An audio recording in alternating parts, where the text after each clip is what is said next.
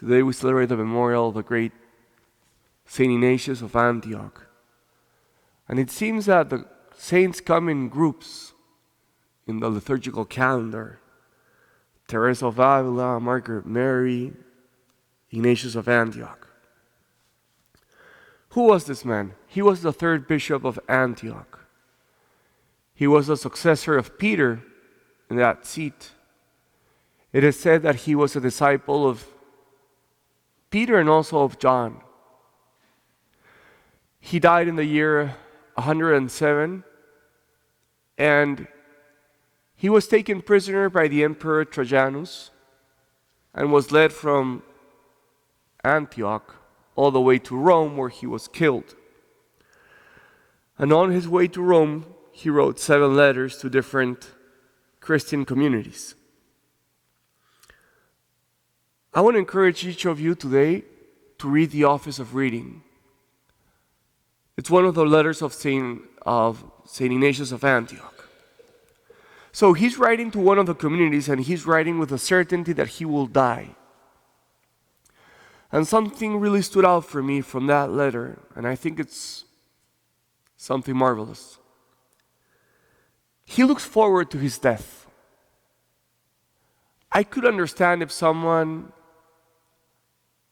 resignated to die and accepted his death. But Ignatius is not only resignated, he's actively awaiting his death. He tells the people that he writes the letter to, he says, please, don't be an obstacle.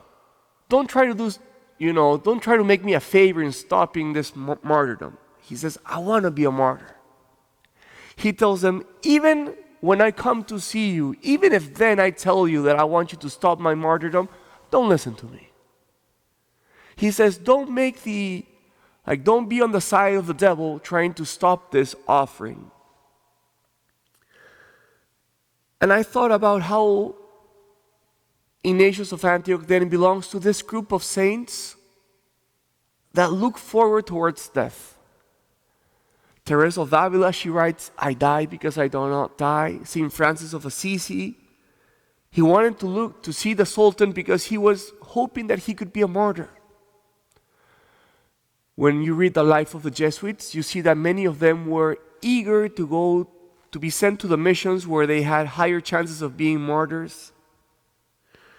And when I see all of this, I say, wow, the saints really have something special that I don't have. But what can we learn from this eagerness to die? What can we take to our own lives? And this is my sense. This is the lesson that I would bring down to our lives. It seems to me